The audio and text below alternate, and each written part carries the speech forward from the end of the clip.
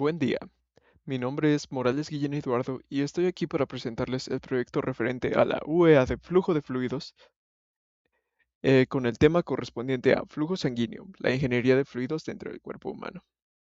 Para comenzar a hablar de este tema, primero definamos algo. ¿Qué es el flujo sanguíneo?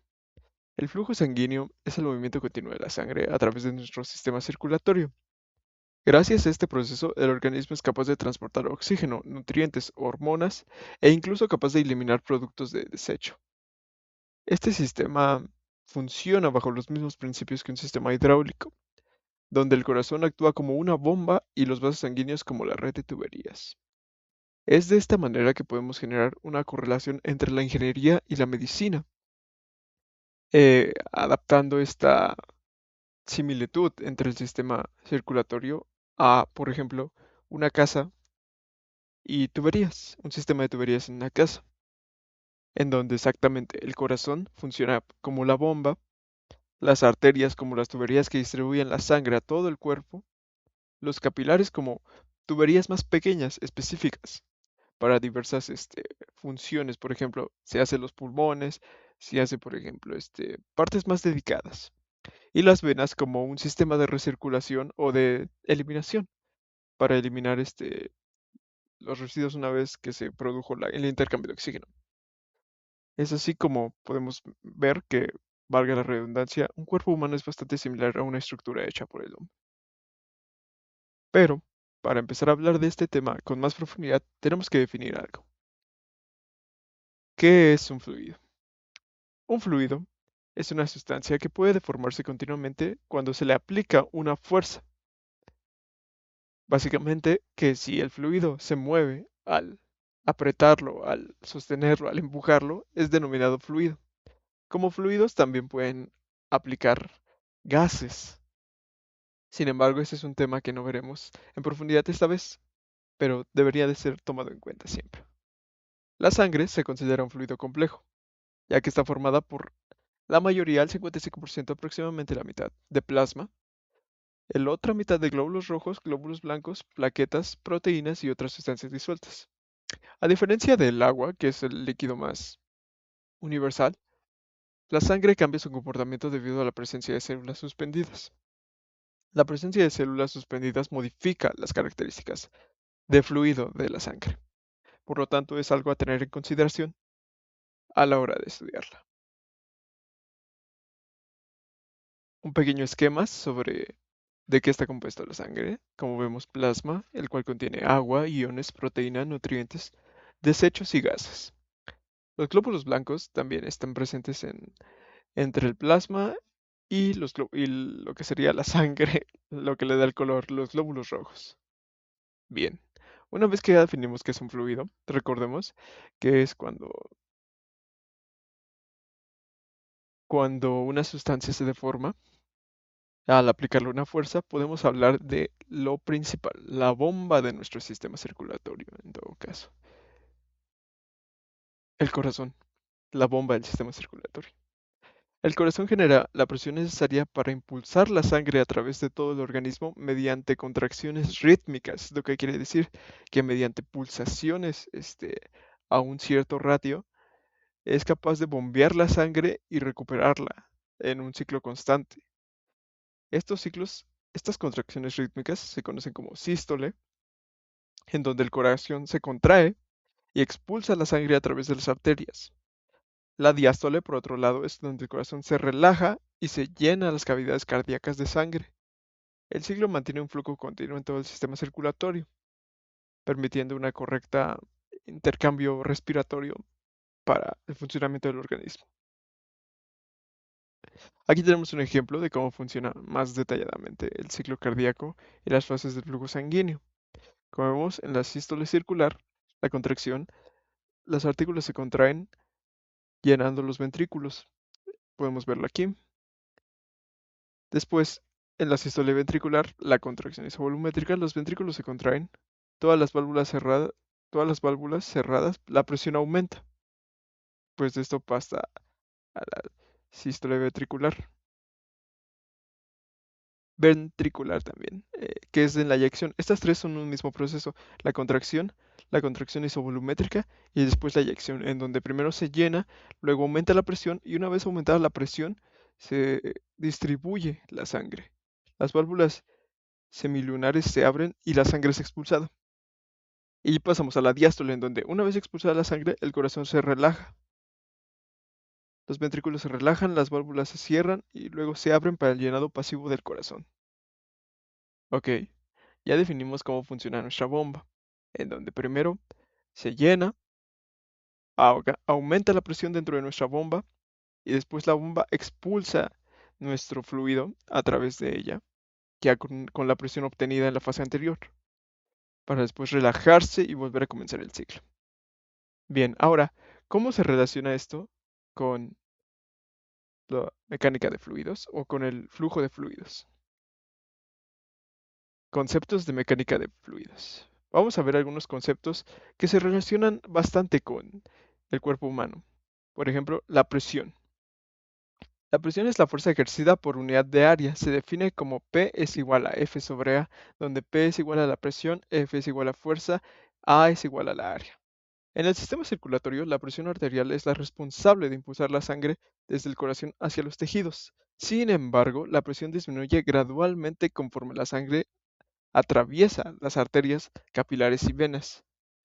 En este pequeño esquema podemos ver la presión medida en milímetros de mercurio y cómo va moviéndose a través de las diferentes arterias, órganos, vasos, capilares. Y como vemos, hay una disminución a partir de esta parte. A partir de los capilares, la presión baja demasiado, las venas bajan demasiado y así, hasta que llega a un punto donde vuelve a subir gracias a las arterias pulmonares y vuelve a bajar. Como vemos, la presión no es la misma todo el tiempo en todo el cuerpo. El corazón solo bombea una presión y esta va disminuyendo conforme se distribuye a lo largo del área. Otro concepto importante para esto es el caudal. ¿Qué es el caudal? El caudal representa el volumen de fluido que atraviesa una sección determinada por unidad de tiempo. En reposo, un adulto presenta un gasto cardíaco cercano a 5 litros por minuto. Eso significa que aproximadamente 5 litros de sangre se distribuyen en tu cuerpo cada minuto. El caudal se define como Q es igual a V sobre T, donde Q es igual al caudal, V es igual al volumen de fluido y T es igual a tiempo. El caudal aumenta significativamente durante la actividad física, debido a la mayor demanda de oxígeno por parte de los músculos. Caudal representa el volumen de sangre que atraviesa una sección transversal por unidad de tiempo. Básicamente, cuánta sangre atraviesa tu cuerpo en cuánto tiempo. Aquí hay un ejemplo de las diferencias entre el gasto cardíaco en reposo y en ejercicio. Como mencionamos antes, eran 5 litros por minuto y por lo que la sangre es un fluido incomprensible, tenemos que usar otra fórmula distinta. Hay fluidos compresibles e incompresibles. Sin embargo, ahorita solo nos interesa la sangre, en donde Q es igual a sobre V, Q es el área transversal del vaso y V la velocidad de la sangre. Como vemos, pasamos de 25 litros por minuto cuando se hace ejercicio a 3 litros por minuto. Y como vemos, la mayoría se distribuye hacia los músculos, del 70 al 85% al hacer ejercicio. Sin embargo, en reposo, la mayoría se va hacia los riñones, el sistema digestivo, el cerebro y los músculos. ¿Ok? Bien, ese concepto. Ahora pasemos a hablar sobre viscosidad. La viscosidad describe la resistencia que presenta el fluido un fluido al movimiento. La sangre posee una viscosidad superior a la del agua debido a la presencia de células suspendidas, como lo mencionamos anteriormente. Factores que afectan la viscosidad sanguínea son distintos: la cantidad de glóbulos rojos, la temperatura, la concentración de proteínas, el estado de hidratación, la salud del individuo, etcétera, etcétera. Otro concepto que deberíamos de revisar es el flujo turbulento y el flujo laminar. El flujo laminar es aquel en el que un fluido se va comportando como pequeñas láminas, se separa en capas paralelas ordenadas. Sus características son un movimiento estable, una menor pérdida de energía, un menor esfuerzo cardíaco. Hablándose de la sangre. Como fluido turbulento, la sangre ocurre cuando aparecen remolinos y movimientos irregulares. Esto no solo en la sangre, en cualquier fluido. Puede presentarse debido a una alta velocidad de flujo, un estrechamiento de las arterias o alteraciones cardiovasculares debido a enfermedades. Los soplos cardíacos suelen estar asociados con zonas donde exige flujo turbulento. Ahora, Otro concepto que debemos tener a cabo es el número de Reynolds. El número de Reynolds es un parámetro que permite predecir si un flujo será laminar o turbulento, lo que mencionamos anteriormente. En la mayoría de los vasos sanguíneos el flujo es laminar, debido a que el número de Reynolds permanece relativamente bajo. Sin embargo, en grandes arterias o regiones con obstrucciones, este valor puede aumentar y favorecer la aparición de turbulencias. La aparición de turbulencias no suele ser una buena señal. Aquí tenemos un ejemplo más claro de cómo apoya el flujo turbulento y el flujo laminar a la sangre. La fórmula del número de Reynolds y cómo afecta los diferentes factores. Ahora, cuando el flujo sanguíneo se altera, ocurren diferentes enfermedades como una aterosclerosis. Consiste en la acumulación de placas de grasa en las arterias, en donde las arterias se tapan, disminuye el diámetro del vaso, incrementa la velocidad del flujo, mayor probabilidad de turbulencia, riesgo de infarto o accidente cerebrovascular. O los aneurismas, donde son dilataciones anormales de los vasos sanguíneos que modifican significativamente los patrones de flujo y pueden aumentar el riesgo de ruptura vascular, básicamente un derrame. Aquí tenemos un ejemplo de una arteria sana versus una arteria que empieza a tener una capa de grasa debido a lo que mencionamos anteriormente, o un coágulo que se puede dar en el cerebro que puede causar una ruptura y generar un problema de salud mayor. Las aplicaciones de ingeniería en el flujo sanguíneo. La mecánica de fluidos permite diseñar y optimizar válvulas cardíacas artificiales, stents coronarios, bombas de asistencia ventricular, equipos de circulación extracorpórea, simulaciones computacionales para diagnóstico médico, como por ejemplo actualmente se utilizan programas de dinámica de fluidos computacional, CFD, para estudiar el comportamiento de la sangre dentro de los vasos y los dispositivos médicos. Aquí un ejemplo sobre cómo se comportan los dispositivos. El corazón estaría aquí y están estudiando cómo se comporta el fluido a través de esta sección del corazón.